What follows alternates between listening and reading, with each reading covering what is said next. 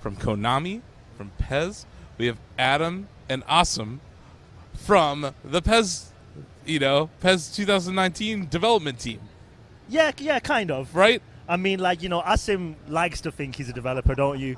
But he's just he's kinda, online social media, right? Asim? Yeah, that's he's the guy on the couch. He's the development tool of our Facebook page. Woo! Well, it's fantastic. Today we're all the guy on the couch, and we're just kind of hanging out playing some PES. Yeah. So it should be. Yeah, let's talk about some of the big changes that you guys have made from last year to this year. So what are some of the announcements for PES 2019? I think the biggest announcements that we've made is the fact that we're going current gen only. I was about to say next gen only, but it's like, PS4, Xbox One, and PC Steam. So last year with PES 18, we were on PS3 and Xbox 360, but we really wanted to do something special with the game, We really wanted to use the Fox engine, use the power, and be able to show the game very, very well. I mean, sports games, actually, this E3, we've seen some incredible looking games, and I think we really needed to stay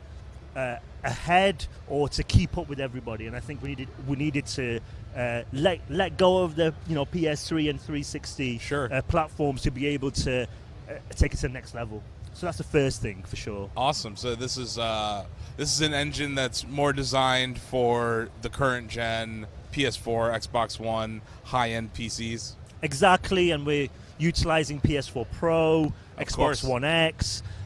We've got 4K textures. Absolutely.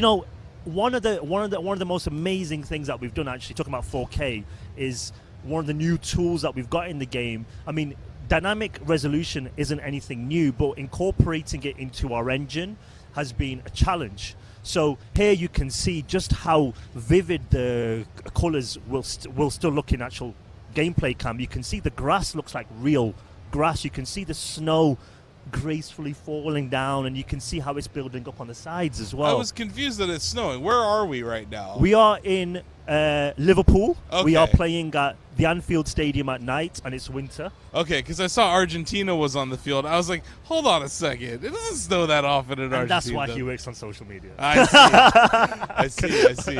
And then, but I think the most amazing thing here you can see is just how the detail stays consistent. Oh, absolutely.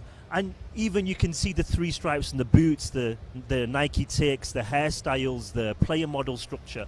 And that is something that we had to take that memory that we were kind of looking after the PS3 and 360 to keep it consistent with the latest gen versions by, obviously having things like 4K. But this year we've gone 4K HDR with the PC version as well. And I think it's... Did you just get scored on? He just got scored on the live stream. This is definitely going to be... Oh, my goodness. Definitely it was messy. Front of page. Oh, nice. That's no celebration. And that look that he gave you, wasn't that impressed with you, was he? He wasn't. No. I mean, it's Lionel Messi, though. You can't stop him. You shouldn't pass in front of the goal like that. No, what are you doing? You deserve that. You deserve that. You're going to get yelled at by your keeper. I think... Yeah, that pass is dangerous. Yeah. No, it's nice. It's nice. And then look at this. Look at Messi's eyebrow. He's giving me the eyebrow, dude. So unimpressed.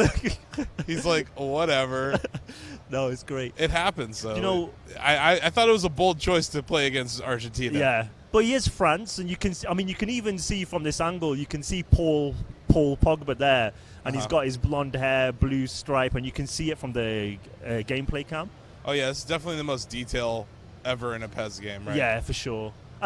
That's one of the big things. The second thing, which I'm personally super happy about, is the release dates. Now, in Europe at least, all the big leagues start middle to end of August. Yeah, sure. And you can't stop Messi, dude.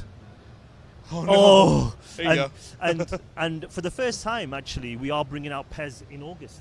There you go. So it's coming out in the US on August 28th, and then the rest of the world a few days later. Okay. And I think that's really significant because it gives us our own little window. Obviously, there's only 2 soccer football games coming out, and to have our own window to be able to communicate the strengths of PES is, I think, really important for us rather than being compared all the time. You know, it's a big year for soccer and football fans across the world. It's a World Cup year. Exactly. Talk about how your team has viewed that from a development standpoint, a kind of community event-driven stuff that you can do. So I think that has been really significant with our current products. So right now, we have the PES 2018 and then the PES mobile game. And the PES mobile game recently celebrated 100 million downloads. Wow. It's crazy. Dude, in just over a year.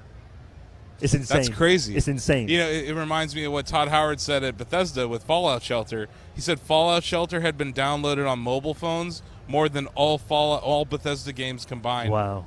And it speaks to the power of mobile as a platform, Exactly. and also just how big your game is overseas.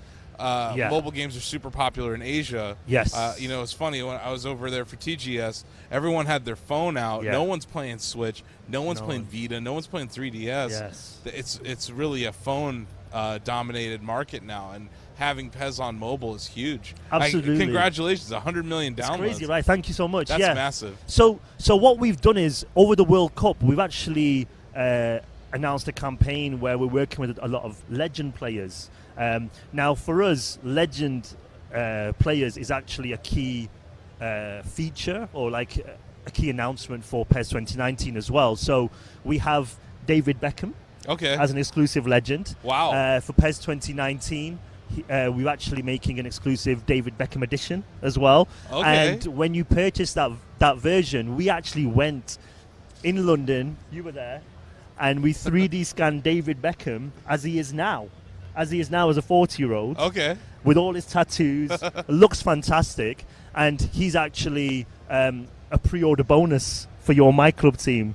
Wow. I know, it's crazy, right? And then with all the legend players that we have in the game right now, which is like Roberto Carlos, Paolo Maldini, Cafu, really, really well-known legends. Those guys you can actually get as well if you purchase the Legend Edition. So we're doing a lot of stuff around the World Cup, which is actually linked to some of the key features of PES 2019. But I can't wait. I think it's Thursday, right? It starts. So watching. Yeah. You watching the World Cup? You know. Are you just being nice? Or? Sadly, no. I love World Cup. I love soccer. Great. Sadly, I'm an American, and our team didn't make the World Cup, so I now have to root for other teams. It's like me in other pro sports. I'm a Cleveland fan, so we rarely win anything. So I usually come playoff time, I have to find some other team that I like.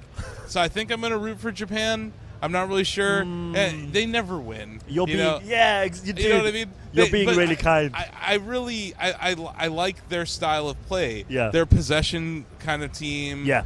They don't really have the strikers. They don't have those flashy Brazilian dance moves. I can't stand Brazil. I'm sorry. Oh no, they're one of the team. favorites. I know everyone loves them, but that's not my team. Yeah. But yeah, it kind of stings as an American to be rooting for the World Cup. What I was going to say that applies to your game is that PES provides American soccer fans an escape from how terrible our actual team is, that we can grind in your game and actually make America a decent soccer team. Yeah, absolutely. I think there you go. I think in terms of video games, just in general, that's what we want.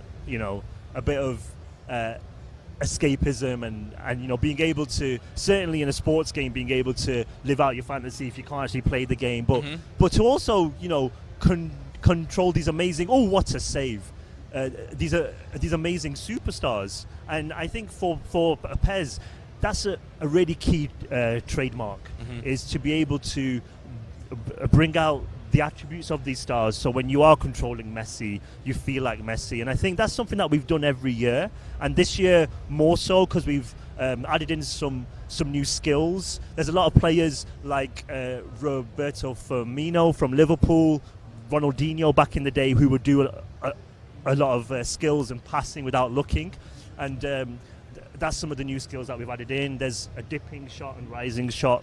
So Paul Pogba that I mentioned is known for a variety of those types of shooting. So we're really adding that level.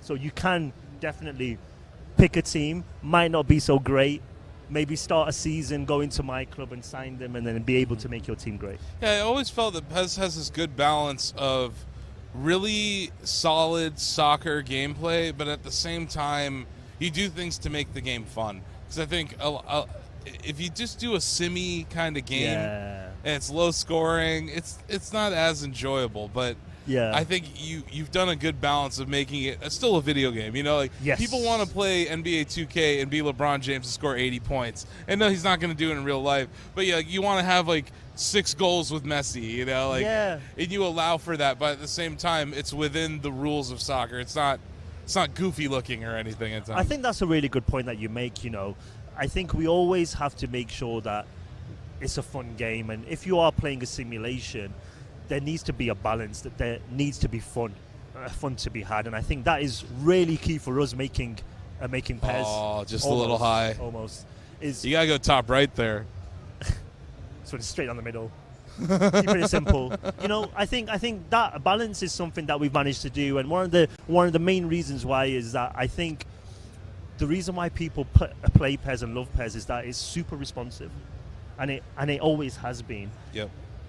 While always being a game that you can play much more realistically, like a simulation, but because you have that responsiveness, you can be reactive, and that game, it feels like a game in that regard, and people really enjoy that. Then you can master it, and you know, we're doing some really big things in esports as well this year. We're really trying to make our esports events into more news announcement events, so it's not just about esports, it's about esports and something else, so like a festival, a celebration. So we're going to try and look at how we can drop some new content inside the games during our esports events. Maybe we can announce some news about the upcoming titles, things like that as well. Oh yeah, no, I think events are a huge part of how you can keep your game fresh and keep the replayability there. And really, you know, because gamers, you know, they have to vote with their dollar, and they want to get replay value out of their experiences. So when you as developers